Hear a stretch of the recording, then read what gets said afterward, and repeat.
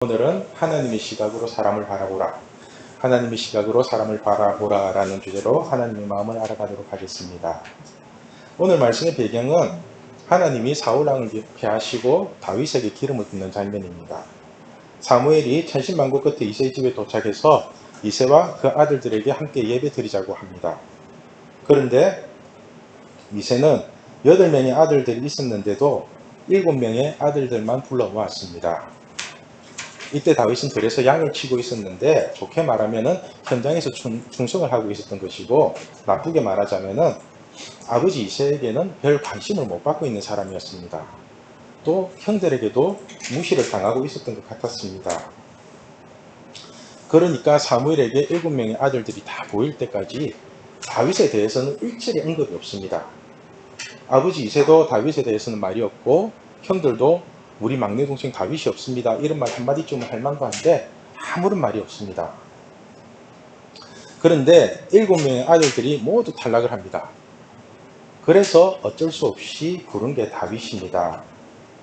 여기서 우리가 살펴볼 것은 하나님이 사람을 택하실 때 어떠한 방법으로 택하시는지 하나님의 기준을 배워야 합니다. 여러분은 사람을 볼 때 무엇을 제일 먼저 보시나요? 딱 사람을 봤어. 뭘 제일 봐요? 얼굴, 눈, 코, 입, 이미지, 마음. 제일 먼저 얼굴이 보이죠? 안 보고 싶은데 사람을 보면은. 우리는 사람을 볼 때 기본적으로 보는 것이 외모인 것 같습니다. 그런데 하나님은 사람을 볼 때 외모를 보지 말고 그 마음의 중심을 보라고 강조합니다. 오늘 말씀 6절을 보면은 그들이 오매 사무엘이 엘리압을 보고 마음에 이르기를 여호와의 기름 부으실 자가 과연 그 앞에 있도다 하였더니, 그러니까 사무엘이 이새의 집에 와가지고 엘리압을 보는 순간에 와, 이 사람 진짜 왕이 될 상이구나 할 정도로 이렇게 착각을 합니다. 엘리압은 외모도 잘생겼고 키도 크나 봅니다. 키 185, 75kg, 어깨 깡패라고 하죠. 역삼각형이 딱 벌어진 어깨. 그죠? 그러니까 연발 좋은 사무엘도 한눈에 뿅 갈 정도로 그 외모가 대단하지 않았겠습니까? 눈도 크고 코도 뚝하고 머리카락도 금발이 치렁치렁하고, 그죠? 레오나르도 디카프리오가 잘생겼나요? 그 정도 사람처럼. 그런데 하나님이 하시는 말씀은 그 사람의 용모와 신장을 보시지 말라고 경고를 하십니다. 그리고는 사무엘에게 하나님이 사람을 바라보는 기준을 정확하게 말씀해 주십니다. 그것이 7절 말씀입니다. 우리 7절 말씀 같이 읽을게요. 시작. 여호와께서 사무엘에게 이르시되 그 용모와 신장을 보지 말라. 내가 이미 그를 버렸노라. 나의 보는 것은 사람과 같지 아니하니 사람은 외모를 보거니와 나 여호와는 중심을 보느니라. 하나님이 우리를 보는 시각은 사람과 같지 않답니다. 나의 보는 것은 사람과 같지 아니하니 사람은 외모를 보거니와 나 여호와는 중심을 보느니라. 자, 여러분, 하나님은 사람을 보실 때 무엇을 보신다고요? 사람을 보실 때, 그죠? 우리의 중심을 보신다고 그러시죠? 그런데 사람은 무엇을 본다고요? 그죠? 사람은 외모를 본대요. 이처럼 하나님은 우리를 보실 때 외모를 보시지 않고 중심을 보신답니다. 그죠? 다행이죠? 참 다행이죠? 외모를 안 보고 중심을 보시니까요. 그래도 여러분들은 외모도 이쁘고 중심도 이쁘고 그래요? 힘내세요. 사람의 눈은 보는 것에 참 약합니다. 홈쇼핑이나 TV에서 비포와 애프터를 보여주면서 이 약 먹으면 여러분들도 이렇게 될 수 있습니다, 이렇게 이제 다이어트 약을 팝니다. 그리고는 조금 있다가 매진 임박이라는 자막을 띄우면서 우리에게 충동 구매를 하게끔 부채질을 합니다. 여러분, 약 먹는다고 살이 빠지겠어요? 그죠? 어떻게 찌운 살인데 그걸 약 먹는다고 빠지겠어요? 그죠? 부작용만 생기죠. 그런데 다이어트 약을 먹기 전과 먹은 후를 보여주니까 우리가 혹하는 거 아니겠습니까? 이처럼 사람들은 보는 것에 참 약합니다. 그래서 우리가 무엇을 보느냐가 중요합니다. 연약한 인간들은 자꾸만 외모를 봅니다. 외모만 보다가 쏘가 넘어가는 것입니다. 이런 농담이 있죠. 들어보셨는가 모르겠는데, 예쁜 여자와 못생긴 남자가 사귀면 뭐라고 해요? 예쁜 여자와 못생긴 남자가 사귀어요. 그죠? 와, 저 남자 능력 좋은갑다. 그렇게 얘기를 해요. 그러면은 잘생긴 남자와 못생긴 여자가 사귀면은 뭐라고 얘기해요? 뭐라고 하는지 아세요? 그냥 참입니다. 잘생긴 남자와 못생긴 여자가 사귀고 있어요. 다 생각해. 우와, 저 여자 돈 많은갑다. 이렇게 얘기를 해요. 그리고 잘생긴 남자와 예쁜 여자가 사귀면은 당연한 거죠. 그냥 끼리끼리 만난다고 예쁜 사람이 만났으니까. 근데 진짜 못생긴 남자하고 진짜 못생긴 여자가 사귀면 뭐라고 하는지 아세요? 뭐라고 하는지 아세요? 와, 쟤 둘이 진짜 사랑하는 것보다 그렇게 얘기를 한대요. 그러니까 비록 장난으로 하는 말이지만은 사람들이 보는 눈이 얼마나 세속적이고 몰상식한지는 아시겠죠. 하나님은 우리에게 이런 식으로 사람을 외모로 판단하지 말고 하나님의 시각을 가지라고 말씀합니다. 하나님의 시각이 무엇입니까? 바로 그 사람의 중심을 보는 것입니다. 남자와 여자가 사귈 때에도 그 사람의 중심을 볼 수 있다면 꽃뱀이나 제비에게 속지 않을 수 있습니다. 여러분, 사람을 어느 정도 만나다 보면은 그 사람의 중심이 무엇인지를 알 수 있습니다. 그죠? 어느 정도 만나다 보면 알 수 있어요. 누가복음 6장 45절에 이런 말씀이 있습니다. 선한 사람은 마음에 쌓은 선에서 선을 내고 악한 자는 그 쌓은 악에서 악을 내나니 이는 마음에 가득한 것을 입으로 말함이니라. 이렇게 되어 있거든요. 그래서 쌓여 있는 게 나와요. 사람은 마음에 가득한 것이 입에서 나오는 거거든요. 그래서 사람들이 농담처럼 하는 말 같아도 다 속에 있는 말들이 나오는 겁니다. 그래서 돈에 관심이 많은 사람은 끊임없이 돈에 관한 이야기를 합니다. 이성에 관심이 많은 사람은 끊임없이 남자 얘기, 여자 얘기만 합니다. 그러면은 하나님께 관심이 많은 사람은 어떻게 하는지 아세요? 하나님께 관심 많은 사람은 사람들을 만나서 얘기하는 게 아니라 끊임없이 하나님께 묻고 끊임없이 하나님께 기도를 합니다. 묵상하고 이 말이 무슨 말일까 이런 식으로. 여러분의 중심은 지금 어디에 있습니까? 돈에 있어요? 이성에 있어요? 하나님께 있어요? 기말시험? 성적? 여기 어디 갔지? 돈에 있는데? 가끔씩 제가 여러분들과 얘기할 때 여러분들이 중심이 느껴질 때가 있거든요. 그때마다 여러분들이 얼마나 예쁘게 느껴지는지 아세요? 일단 여러분들에게는 기본적인 착함이 있어요. 진짜 기본적으로 착해요. 학교를 가도 그렇고 교회를 가도 그렇고 일부러 악의를 가지고 설치내고 다니는 놈이 있거든요. 그런데 그런 친구가 우리 중고등부에는 아무도 없어요. 그게 제가 처음 왔을 때 참 신선한 충격이었어요. 제가 중고등부 교육 전도사로 올 때 우리 동기 중에 중고등부 전도사만 한 10년 넘게 한 친구가 있어요. 그 친구가 이렇게 조언을 하더라고요. 형님, 교회 가면은 꼭 양아치 같이 설치는 놈 한두 놈 있습니다. 그 놈들 먼저 잡아야 됩니다. 그렇게 얘기를 하더라고요. 그 녀석들 잡아야지 사역이 쉬워진다고. 그래서 제가 이제 이 교회를 딱 처음 왔을 때 양아치 같은 놈이 누굴까 하면서 살폈죠. 아무도 없어요. 눈을 씻고 찾아봐도 아무도 없어요. 오히려 기가 너무 죽어 있고 로봇 같아가지고 얘들을 차라리 양아치로 만들까 이런 생각이 들었거든요. 그리고 여러분들 착한데 참 정직한 거 아시죠? 내가 보기에는 참 정직함이 느껴져요. 이렇게 살짝 속여도 되는데 그 속임은 없어요. 그냥 저도 그랬어요 이런 얘기를 그냥 쉽게 하더라고요. 제가 그런 걸 어찌 잘 아느냐? 예를 들어서 설명할게요. 사기의 대가가 있어요. 어느 누구도 따라올 수 없는 사기의 대가. 그죠? 영화 기술자들 보셨나요? 거기 보면은 사기꾼들 등쳐먹는 사기꾼이 등장합니다. 이런 사기의 대가가 하나님도 사기치기 위해서 믿다가 하나님도 이제 돈 때문에 다른 목적 때문에 사기치기 위해서 그렇게 믿다가 하나님을 만나고 예수님을 만나버린대요. 그렇게 하나님을 만나고 나서 회개하고 보니까 이제는 사기치려는 사람들의 심리까지 다 보이는 거 아시죠? 그죠? 도둑놈의 대가가 이렇게 도둑질 하는 걸 보다가 이제 회개하고 돌아서니까 저 사람이 어떤 마음으로 도둑질을 하고 어떤 마음으로 저 사람에게 접근하고 하는 그런 것들이 다 느껴지는 거예요. 제가 예수님을 믿기 전에는 진짜로 머리 잘 굴리고 거짓말이 밥 먹듯이 했거든요. 뭐 이런 말 있잖아요. 똑똑한 사람이 머리를 많이 쓰면 머리카락이 하얘지는데 머리 나쁜 사람이 머리 많이 쓰면 머리카락 다 빠진다고. 제가 얼마나 그렇게 잔머리 굴리면서 살았는지 아시겠죠? 제가 그렇게 잔머리를 쓰다가 예수님을 만났거든요. 이렇게 예수님을 만나고 보니까 먼저 제 중심이 보이는 거예요. 내가 어떻게 예수님을 따라다니고 있는지, 왜 믿으려고 했는지. 예수님을 믿는다고 하면서도 십자가는 없고 철저하게 나의 이익으로만 예수님을 따르는 모습을 제가 봤어요.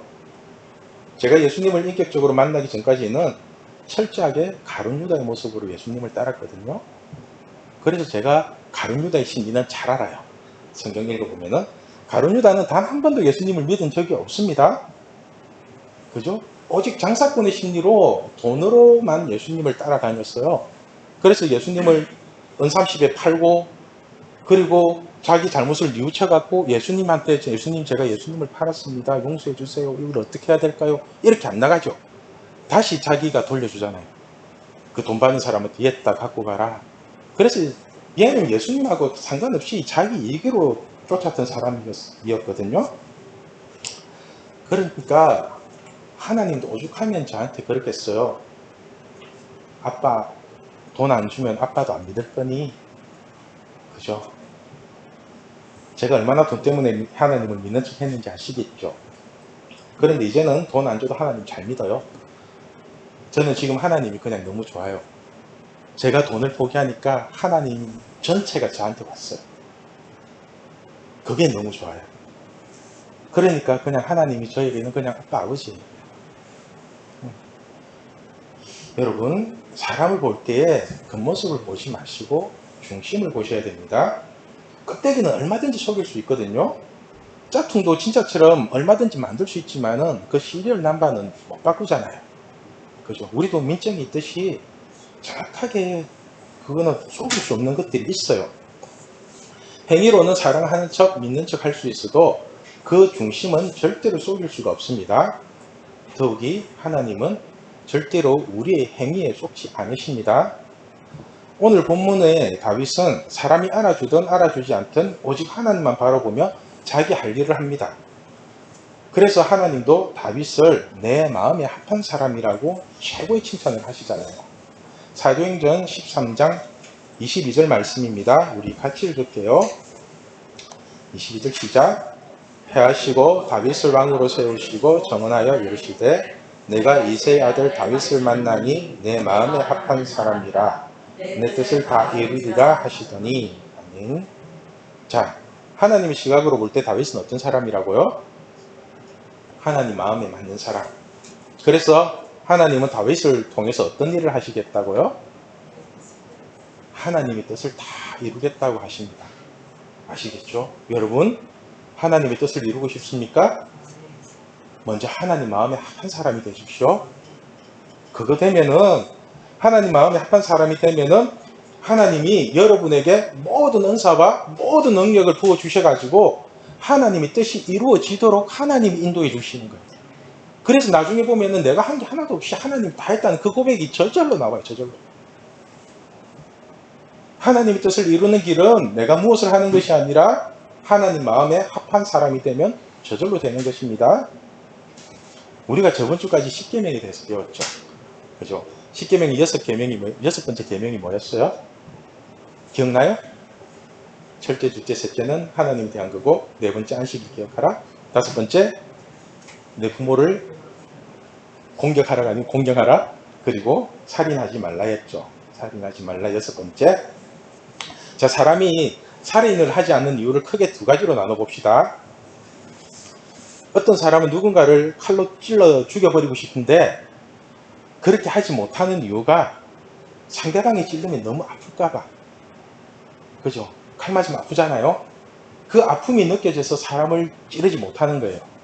그리고 그렇게 칼에 찔리면은 그 가족들이라든가 그 주변 사람들이 힘들어 하잖아요. 그것 때문에 사람을 못 찌르는 사람이 있어요. 그런데 또 한 사람은 이 사람을 찌르면은 내가 교도소 가야 되고 또 내가 또 합의 보려면은 금전적인 손해도 보고 그러니까 사람을 못 찌르는 거예요. 자, 살인하지 않는 그 모습은 똑같아요. 그죠? 그런데 그 속마음이 전혀 다른 거 아시겠죠? 여러분은 어떤 사람을 만나고 싶어요? 첫 번째 사람 전자 아니면 후자? 첫 번째 사람 전자의 사람을 만나십시오. 이 사람은 처음부터 상대방의 아픔을 이해하고 배려하는 사람이기 때문에 처음에는 어색해도 시간이 지날수록 따뜻함이 느껴집니다. 그런데 두 번째 사람은 철저한 자기 계산과 자기 이익으로 여러분을 대할 것입니다. 선물 하나를 사줘도 사랑이 아닌 자기 계산으로 뭔가를 줄 겁니다. 저는 여러분들이 이런 중심을 볼 수 있는 눈을 가지시기를 바랍니다. 이런 눈을 가지기 위해서는 오늘 말씀 7절을 잘 기억해야 할 것입니다. 우리 7절 말씀 다시 읽겠습니다. 시작. 여호와께서 사무엘에게 이르시되 그 용모와 신장을 보지 말라. 내가 이미 그를 버렸노라. 나 보는 것은 사람과 같지 아니하니 사람은 외모를 보거니와 나 여호와는 중심을 보느니라. 아멘. 사람이 얼굴이나 신장, 외모를 믿고 살면 안 됩니다. 사람의 외모는 자꾸 만나다 보면 어느 정도 익숙해져서 한계 효용 체감의 법칙처럼 평준화가 됩니다. 한계 효용 체감의 법칙 배우셨나요? 배웠어요? 안 배웠어요? 한계 효용 체감. 배가 많이 고파요. 배가 너무 고픈데 그때 빵을 누군가가 줘요. 단팥빵이나 슈크림빵이나 한 개를 먹었는데 너무 맛있어요. 그리고 또 줘요. 한 개 더. 그걸 먹었는데 이제는 그냥 먹을만 해요. 그런데 또 줘요. 먹었어요. 이제는 별로 맛이 못 느껴요. 근데 또 줘요. 배는 터지겠는데 자꾸 줘요. 열받죠? 그죠? 그게 한계효용 체감의 법칙이거든요. 처음에는 내 욕구가 채워지다 보니까 좋은데 그게 어느 정도 채워지고 한계가 벗어나면은 이제는 그 감각이 전혀 다 떨어지는 거죠. 그죠? 그런데 우리가 만나는 사람의 외모도 똑같습니다. 연예인도 멀리서 보고 내 거 아니니까 좋아 보이는 거지, 사귀기 시작하고 자주 만나다 보면은 마음이 맞는 사람이 최고라는 걸 느끼게 됩니다. 그래서 믿는 사람은 외모를 가꾸기보다는 하나님을 향한 믿음을 가꾸어야 합니다. 출애굽기를 보면은 모세가 시내산에서 하나님과 함께 40일을 보내고 난 뒤에 얼굴에서 광채가 납니다. 출애굽기 34장 28절 29절 말씀입니다. 우리 얘도 같이 읽을게요. 자, 시작. 모세가 여호와와 함께 40일 40야를 거기 있으면서 떡도 먹지 아니하고 물도 마시지 아니하며 여호와께서는 언약의 말씀 곧 십계명을 그 돌판에 기록하였더라. 모세가 그 전대 두 판을 모세의 손에 들고 시내산에서 내려오니 그 산에서 내려올 때에 모세는 자기가 여호와와 말씀하였으므로 말미암아 얼굴 피부에 광채가 나나 깨닫지 못하였더라. 아멘. 모세의 얼굴에서 왜 광채가 났다고요?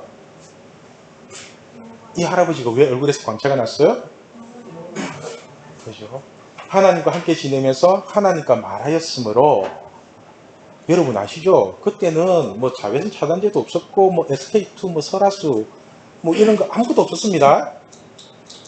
그런데 사막이라서 피부도 거친 이 100세 넘은 노인의 얼굴에서 광채가 났답니다. 그 이유가 하나님을 만나고 하나님과 말하였기 때문이랍니다. 여러분, 남자나 여자나 자기가 맡은 일을 하고 있을 때, 열심히 하고 있을 때 멋있지 않나요? 우리 부장쌤도 찬양할 때 참 멋있지 않나요? 그죠? 우리 찬양팀이 이렇게 찬양할 때 보면 참 멋있거든요. 세상 사람들이 자기 일에 자부심을 가지고 당당하게 살아가는 모습을 봐도 멋있어 보이는데, 하물며 우리가 진리이신 하나님을 믿으며 하나님의 자녀답게 당당하게 살아가면은 그 모습이 얼마나 아름다운지 아세요? 그래서 기죽지 마시고 겁먹지 마시고 자녀로서 당당하게 살아가요. 하나님 지켜줄 거예요. 여러분 얼굴에서 광채가 날 겁니다. 그래서 우리는 오늘 말씀의 제목처럼 하나님의 시각으로 사람을 바라보는 지혜를 가져야 합니다. 하나님의 시각은 항상 우리의 중심을 보는 것입니다. 요즘 시대는 성형수술도 많이 하고 외모를 가꾸기 위한 노력을 많이 하는데, 우리는 외모가 아닌 내면을 가꾸기 위해서 더 많이 투자하고 노력해야 될 것입니다. 찬양과 예배로 내면을 깨끗하게 하고 말씀과 기도로 변화되어야 되지 않겠습니까? 우리가 하나님을 믿는다고 하면서도 5년 전이나 10년 전이나 똑같으면은 그것도 이상하잖아요. 그죠? 신앙생활을 하면 할수록 감사와 찬양이 흘러넘쳐야 합니다. 속에 있는 게 나온다고 하는데 속에 있는 것들이 뭐 걱정, 근심, 염려 이런 것뿐이면은 하나님 자녀로서 자존심 상하잖아요. 그죠? 우리 하나님도 자존심 상하잖아요. 우리 속에 무엇이 담겨 있는가가 중요합니다.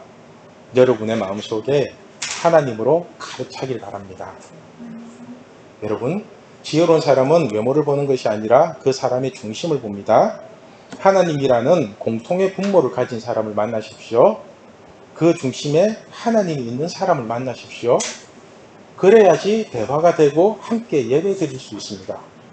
제비나 꽃뱀은 화려한 겉모습으로 여러분에게 접근할 것입니다. 절대로 속지 마십시오. 칼리 지브란의 시에 이런 문구가 있습니다. 칼리 지브란 아세요?